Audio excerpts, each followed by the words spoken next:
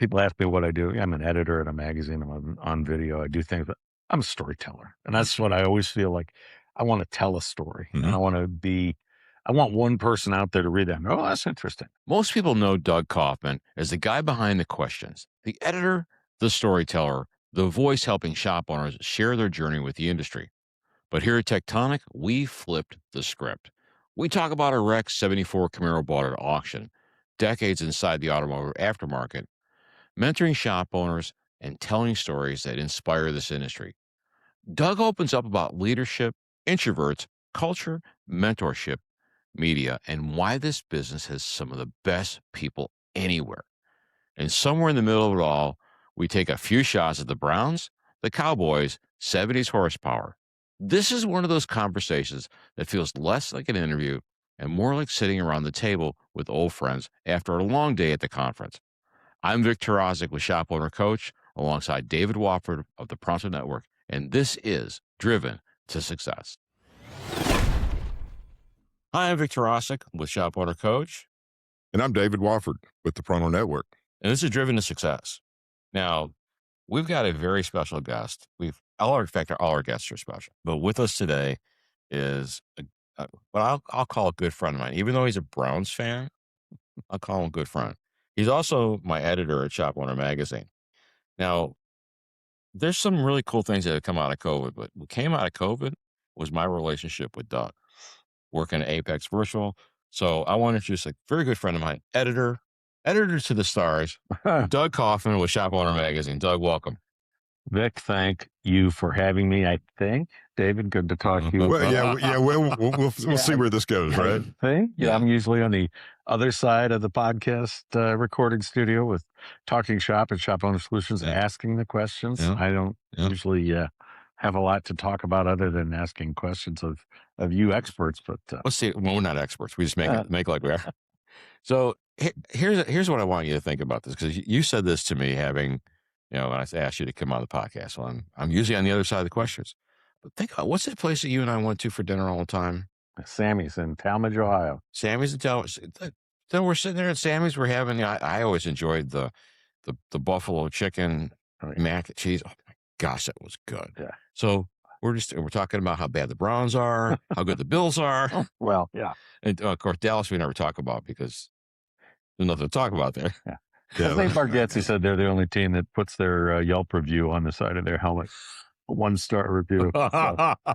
I'm not taking this. I am not taking the hook. I'm not going to do it. Yeah, I've noticed whenever I throw that bait out, he's like, doesn't say a word. I'm not hungry right now.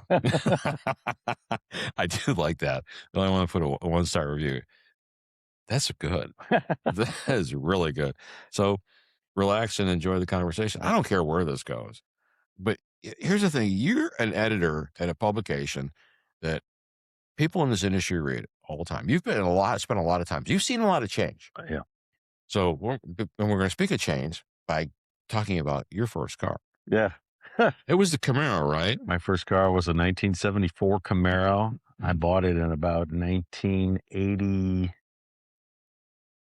I think it was. It was a police auction or bank auction. I don't remember which. $750. The thing should have been. So it was broke in. Yeah. Very well broke in. It was definitely broken. It was broken so sideways you had to drive. You're basically looking out the driver's side window to go down the road. It had been wrecked. Should have been condemned. I've written a couple of columns about it over the years. Like I wouldn't let my kids drive the car. My parents let me drive, certainly. But I spent a lot of time in that car doing really bad repairs, just, because that's all I knew.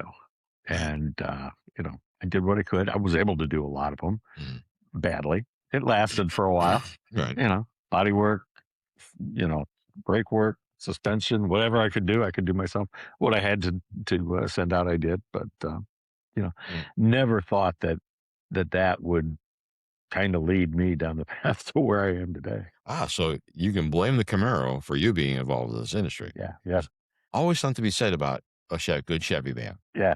I know. I'm dealing next to a Ford guy too. Not only a Cowboy fan, but a Ford guy. Man. Oh, sorry. I could blame the quality of General Motors in the mid 70s.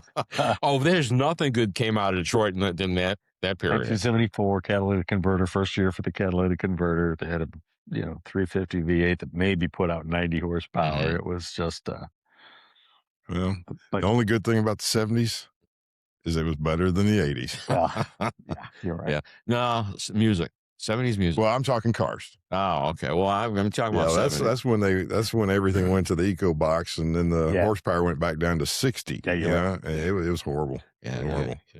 Corvette with 140 horsepower or something like that. It was. Yeah. A Mustang too. Oh, it was very anemic. Yeah. Yeah. All those cars. Anyway. Yeah. That's a good trip down Amnesia Lane. We'd love to forget about it. Yeah. So you spent a lot of time in the industry. You've seen a lot of changes. We talked with one of our guests earlier, about AI. You're seeing that. Well, I started at Babcock's in 1987. I started on our Body Shop magazine in 1987. Second job out of college. Okay. A journalist from Bowling Green State University. Go Falcons! Talons up. We were print only. Right. Print magazines only. We did one magazine a month. Big staffs doing one magazine a month. And boy, things have really changed in the media world. That's for sure. Okay, so Dave and I were talking earlier, and we were talking about how this industry still loves print, and but we had Motor Magazine. Their last print publication was what, 6 years ago or something like. It was a while ago. Yeah.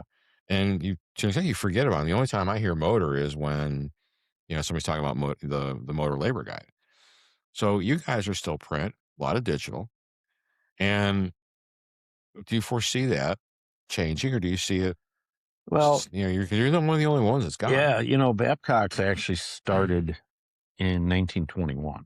We've been a media company since 1921. Our company's the owner and CEO of our company, Bill Babcock's, his grandfather was Harvey Firestone's ad manager at Firestone Tire and Rubber Company in Akron back in the 20s.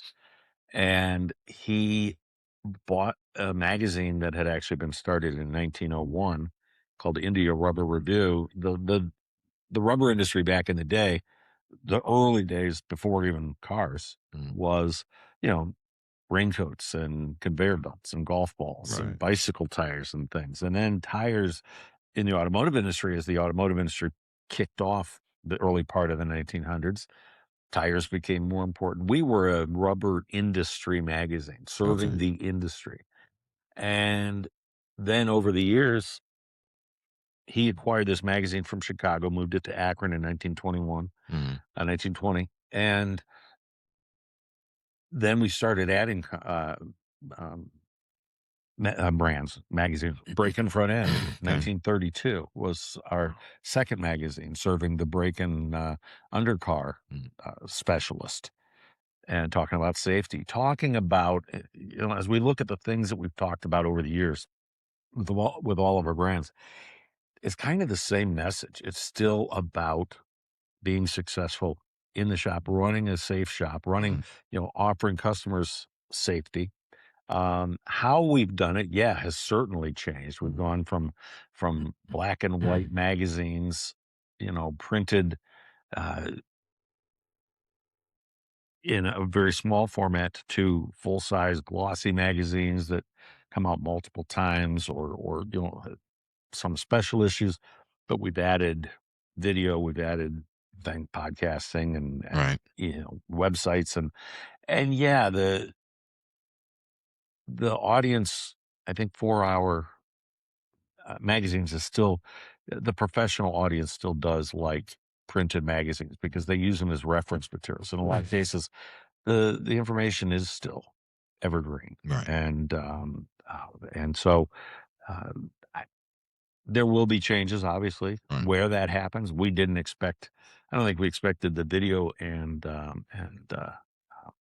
digital transition to be quite as fast as it turned out to be. But in a lot of cases, obviously, print has dropped off a lot of times. But when it comes to professional publications and professional resources, people do still like that reference material. Right. Well, looking back on your career, okay, some of the things that made you Doug, because one of the things I do like about you is you're personable, you're fun to talk to, you understand the industry. Working at Babcock's, what helped, or maybe what event made you Doug? I mean, the person that you are. Well, I've had a lot of great mentors over the years. I mean, it's certainly something we talk about at Shop Owner all the time. Right. A lot of my former editors and the people who came before me, and some are still involved in the industry to a degree, although most of them have not passed on, but moved on from the industry. That's a good way to put it. There you go.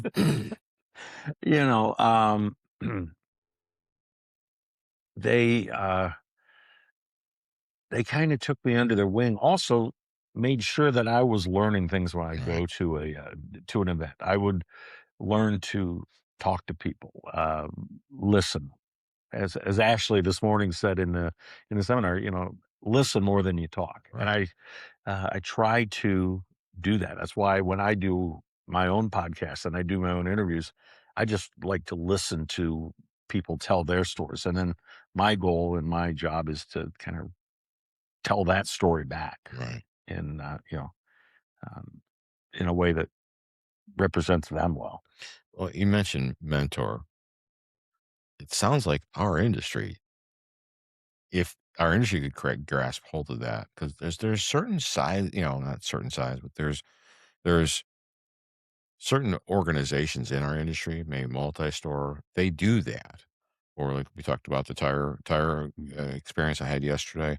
Same thing. You can tell they have a training program, but hearing that a mentor that made certain I was doing what I was doing, asked the right questions, it sounds very, very similar to what we should be doing on our side. Yeah. That's that's basically the thing of a mentor, is make sure you're doing the right thing, ask the right questions, unless you kind of go out and fall.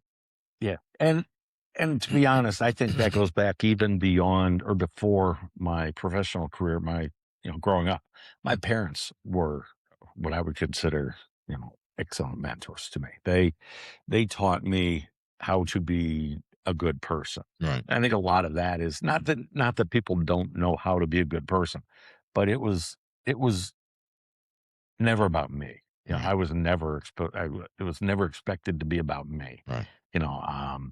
You mentioned this morning or at your session just earlier today that you're an introvert, and people don't necessarily believe that. I'm the same way. Okay. And none of my friends believe that I'm an introvert because I play music, I act in plays, I am willing and comfortable being on stage. Right. I'm being out in front of people. You're in your element. Yeah. Yeah. But that's not the same thing as being introverted or extroverted. Right. I think people are shocked sometimes to learn, that you can be introverted but also be, comfortable in front of people. Right. Yeah. It's knowing that you've got something to give, knowing how to give it, just also being not concerned with what other people think about you. We actually talked about this in the last podcast or the last interview with Craig O'Neill about introverts, and a lot of shop owners are that, and it's learning how to get past that. And you have, because you have. Yeah. Well, the hard part is learning how to delegate. I think for me, that's one of the hardest parts, I think, of being an introvert or in that arena is okay, I can do this quicker. I can do this better. It's. But then what happens when you have 10 of those? I can do this quick. Yeah. Well, yeah. Then all of a sudden the water level gets kind of high, and I get it. I totally understand. You were talking about music, and I see it over and over and over again, and hear it over and over again, where either music or theater is the avenue that allows people, or writing is the avenue that allows introverts sometimes to, express themselves and be in that comfort zone. Out there, I've got, a grandson that is, 9 years old and playing 2 instruments now. And there's times where he's withdrawn, and I don't know if I want to be the center of attention right now. That hurts sometimes, but bottom line, when he's got an instrument, then he doesn't care who's in the room. Yeah. So I've seen that quite a bit, and writers do that sometimes too. Well, it's like, working with you enabled me to be a better writer. Being in Toastmasters and able to tell a better story. And there's, and it does help you. Like when I taught my class earlier today, I had gone through all the processes of basically opening body conclusion, and it made it very easy. And I actually stayed on time, which was surprising because we had 45 minutes to be in and done. And I hadn't heard it put that way. Writers or people on stage. I mean, our pastor is a public speaker. He's an introvert to a very, very large church. A lot of the most famous newscasters and the people you recognize on TV are what you would consider introverted. Right. But it's not necessarily about that. And I've told people this before, that one of the things that I thought was the best things for me was to get into theater during school and be involved in those kinds of things, because I could then I didn't necessarily have to be myself. I could be whoever I wanted to be, or whoever, so I think all of us probably do a bit of acting anyway. Right. In our daily lives. But mine always got me in trouble. All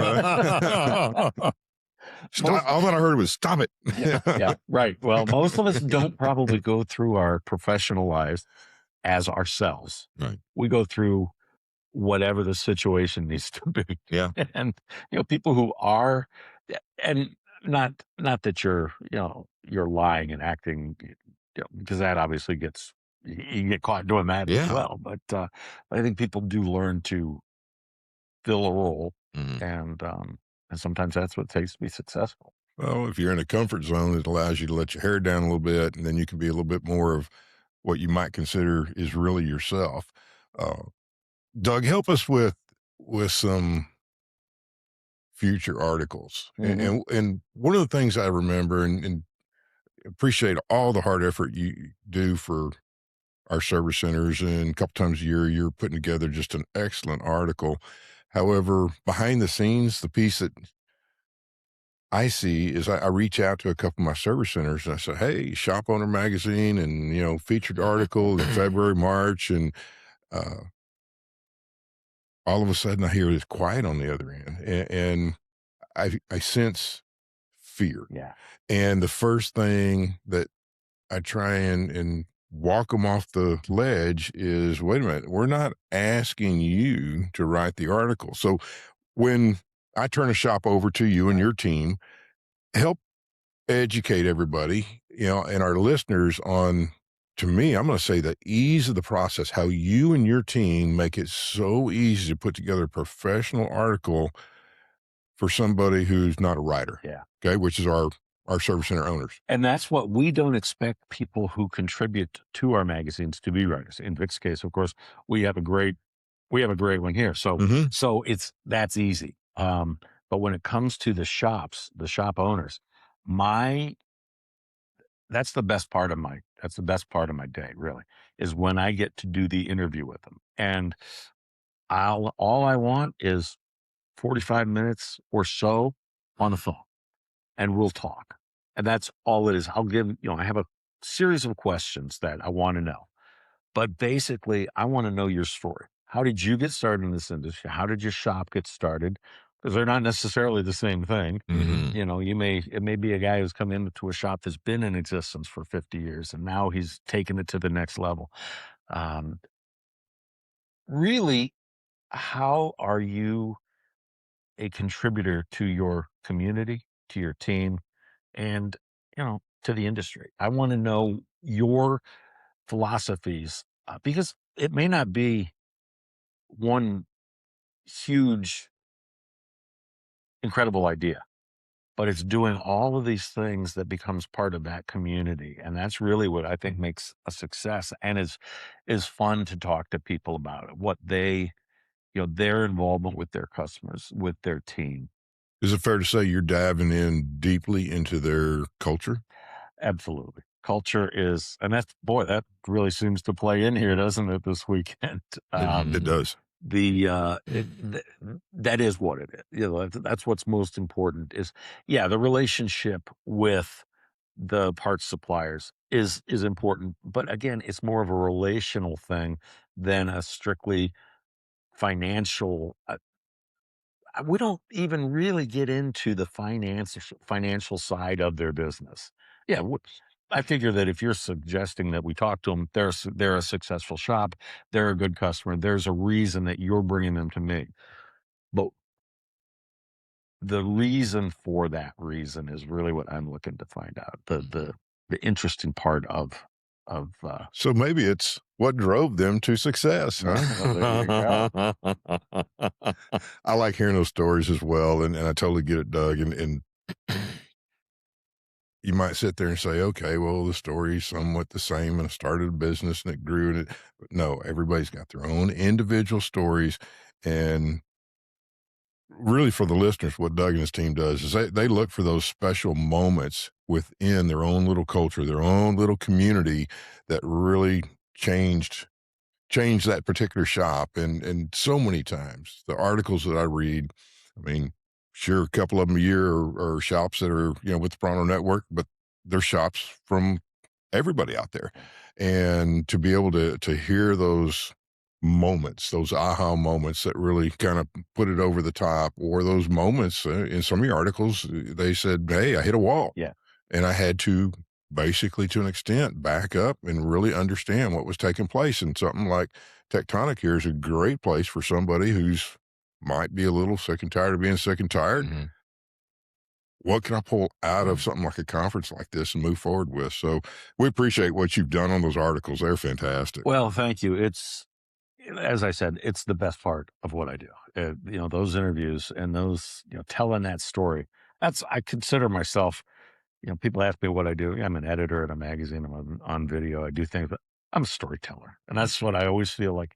I want to tell a story. Mhm. And I want one person out there to read that and go, oh, that's interesting. I'm not looking to really reach everybody, or it'd be fine to, but, get the, make that one-on-one relationship. And it's cool because we do get messages from other shops who are like, my owner's a really great guy. How do we get involved? How can we get a story about us? And there's only so much ink in the magazine, so many pages.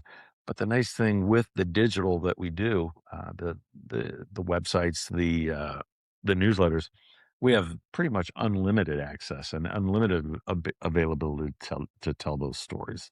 Yeah. So, I would love to do more of them. And the crazy thing is you're not developing the story. They're telling their story to you, and you're the voice that's getting it out nationally. And of I'm course, not doing anything special. I'm just helping them. I'm not. you're always no. You're making it sound like you're not doing anything. That's not true. So there's a lot of talent behind the scenes at Babcock's. Where do you see your piece of the industry going in the near future? I mean, one of the things that we're constantly sharing on Driven to Success is the exposure of our industry. And, sometimes, automotive podcasts, and so much of it is the wrench in the hand, or, I'm from the part side of things. Well, the podcast hasn't been all about just selling auto parts. Right. One of the things we find out is in all these different industries, sure, there may be very specifics like an editor, but I would imagine that Babcock's Media, you've got the accounting department that's constantly keeping up with billing. So if you're into numbers, there's a need. There's a need at the shop level. There's a need at the parts level. You're going to have some technical skills. You got printers and all that taking place. You got the electronic skills. So you're dealing with, IT, and maybe every now and then a lawyer gets involved, huh? We've got all of that. We've got the video department who, are recording the videos that we do with the with suppliers and with shops and with people on all the different brands. We've got brands, across the automotive industry, from new car dealers to collision repair to brake and undercar to transmissions and motorcycles and tires and engine building. We've got Babcock's Media has a wide range of markets that we reach. And we are looking at what's next when it comes to how we do that. I joke, but it's an uncomfortable joke that I work with people whose parents probably weren't in high school when I started at the company. And I'll talk about, the old ads in the magazines and this and that and what, how several of the brands have changed and how I was around when we started several of the magazines, and and I was editor of brands that went off the table because we didn't serve that market anymore. And if I had a crystal ball to look in to see what the future was, I don't know. I don't know what I would see now, because it's certainly different than it was when I started, and certainly much different than I thought it was when I started. Oh yeah, we've got a scrapbook at work, and some of our own internal ads and how we put things together in the late 70s, and it's just kind of like, whoa. I didn't realize it has changed that much, and it has changed a lot. So everything's going digital, and you're right. It's what is Babcock's going to look like 15 years from now? It's hard to say. I mean, the 3 P's of publishing are people, postage, and paper. And paper and postage are more expensive than ever. People are more valuable than ever. And, there are ways to get around the paper and postage thing now, which the company, I don't think is going to go anywhere. We're going to continue to serve the market. How we do it is going to change, just as it has changed over the years. Yeah. So you've got ad space everywhere. We've got ad space everywhere. And a lot of people don't recognize the various things that we have as sponsorable, and, that companies can put their name onto and be part of in many ways. We've got a great sales team who has a billion different things they could talk to you about. And that's one of the hardest things, I think, is keeping up with all of the range of things that we can do. And where's the ad space going to be? So think about somewhere in the near future, the speedometer is going to become obsolete because the cars are going to drive themselves. Right. So they're going to be autonomous cars and all that. And so your ad space could be right where the speedometer used to be. Yep. Right now it's on the phones. It's on, it's push ads through. You may not even think about it, when you're checking social media, there's going to be an ad for something that's tied to us or from us coming up on your social media because you've looked at something similar to that down the road. Or, that seems to happen. You've talked about it to your wife in your house, and all of a sudden something is listening to you. Alexa. That's Alexa. Yeah. We don't even blame it on Siri anymore. It's all Alexa. I guess say, are you serious? And my watch lights up. So scary. It is, but it is exciting too. I just hope to continue offering something of value. I mean, just as I have since day one, I just want to try and offer something of value that, inspires, motivates, educates in some way. I think you definitely will. There's a good possibility an article that you ran a few years ago is going to, come full 360. And, it's one of the shops that's been really involved in the community, and you grabbed that story. You did a fantastic job with it. And it is now at a point in time where it's going to take on a bigger picture. Wow. And so I'm anxious. I can't say it. It's the little cliffhanger. You're going to have to wait and see. But I'm excited now. It is, there's so many opportunities out there for these service centers, and we appreciate all the help you've done out there. When you put their name in lights, specifically in a publication, the shops, how can I get 50 copies of that? I want to put that out. I mean, they're absolutely proud of it. It should be, because they got featured, and it wasn't just by the luck of the draw, it was because they've been out there, they've been working hard, proving themselves out there. And you're right too about the fear that comes with being interviewed for something. It's like me being interviewed for this or being part of this. This isn't my comfort zone. So it's like, I'd rather talk about you guys than talk about me. But for a shop owner, what are you really going to say about it?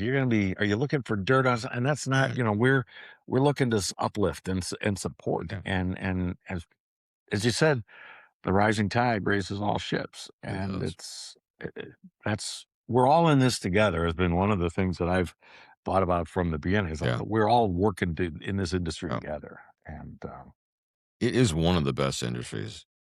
What I love about this industry, and the way I look at auto, a guy working as a tech, that is a gateway to so many things. Look, I was drag racer, back in here pumping gas. Then, I left the industry for a while and then came back to it out of necessity. Now, I'm writing for Shop Owner Magazine, an industry coach, and there's guys who come through this industry, and they've got one guy, he bought a branch of banks. He went and started a bank. Others, they go into manufacturing. Think of the guy's name. He was a VP of Bosch. Oh, Dave Karachi. Oh yeah, Dave Karachi. Good friend of the industry. Known Dave for a million years. Great guy. He was a racer, and he raced at Sebring. And he talked about how he actually went to the career backwards. He worked as a guy on a race team, driving car. I think he won. Well, then he becomes VP of Bosch. Through a lot of convoluted ways. But that's interesting about this industry. It's such a gateway industry to so many different things. So, I love having people like you in it because one, it's you have really been a light for me. You've been a great guy to work with. Don't give me that look. You have. So from a standpoint of an editor, that's mom talking. That's not about me. Okay, so I know you'll pay me for this later. Okay, you make me feel bad, but no, you've done a great job with helping guide me and helping me be a better writer. So you've helped to mentor me. So thank you for sewing into me. And I think it's really cool to see guys like us help bring other people in the industry. Like you're doing it in the parts, but you're doing it in the magazine industry. I'm doing it in the automotive industry. It's what's fun about this stage of us in our journey. I actually appreciate you getting out of your comfort zone today. Wow.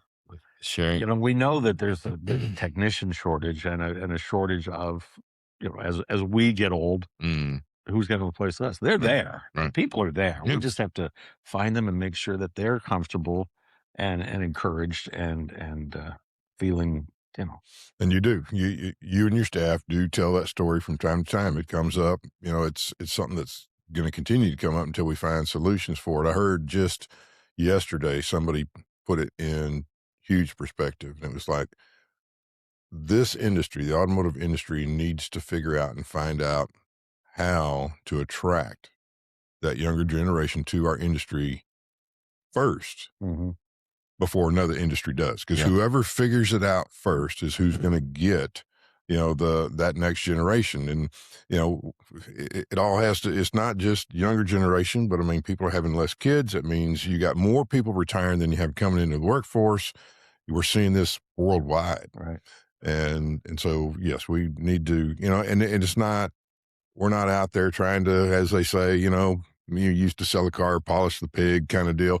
It is, there's nothing to hide in the automotive industry. The thing about the automotive industry is most of the time we agree. We have a lot of fun doing it. Oh, heck yeah. That's what keeps me here is the energy and the drive, the fun, the camaraderie. Yeah. And there is some industries where it's just go. Right. And so. Well, Tectonic, for example, being here and being at any event, whether it's Apex, whether it's any event that the industry's at, you get people together, they have a good time, right? And you look around at people and go, these are very successful people. And I know there are people who look at that and go, yeah, well, they're, I'm struggling. I get it. We're, not everybody's in that same position. But I don't think that it's necessarily, I think it's maybe lack of trying to be successful that is holding people back. It's like, I don't want to be, and I don't know why people don't succeed, Right. but it feels like you can if you're working in this industry, if you're doing things right, and right being, for your customer and for your team and for your community, you can. So is it fair to say a lot of people, and it's not just our industry, but other industries, think about folks that you vision are fairly successful. And is it easy and fair to say that a lot of that has to do with attitude? Oh, I would think it. I mean, how many people with a sour attitude are successful? Yeah, you don't even view them that way, it would right? have to be, right. Yeah. And so attitude's everything. It is. It's foundational. Don't have good attitude. Yeah. You're not going to go anywhere. And nobody wants to be around you. No. Yeah. Oh, gosh, no. Wow. Boy, we did some. Yeah, what happened there? You killed the vibe. Well, I just got a really sour attitude, man. Yeah, I guess we probably need to bring the scene to a close anyway. You're supposed to meet Amber at 5:20. Yeah. 5:25. All right. Well, I'll see. I'll button this up. So, Doug, thank you for being here. Thank you for being a part of Driven to Success at Tectonic. Enjoy your Driven to Success mug. And don't forget to like and subscribe. Just as you can like and subscribe to Talking Shop with Shop Owner and Shop Owner Solutions at shopownermag.com. There we go. I appreciate the shameless plug. Now I can edit that out, but I won't. Right. Well, read Vic's columns too. Yeah, magazine every month, and like and subscribe to that as well. Exactly. Well, I'm Vic Tarasik. David Wofford. And it's Driven to Success. Man, what a great conversation with Doug at Tectonic. We're just getting started, so over the next several episodes of Driven Success, you're going to hear from some really neat voices. We've got shop owners and industry leaders. We've got real conversations, real growth. So make sure you like and subscribe and stay connected because there's a whole lot more coming from Tectonic.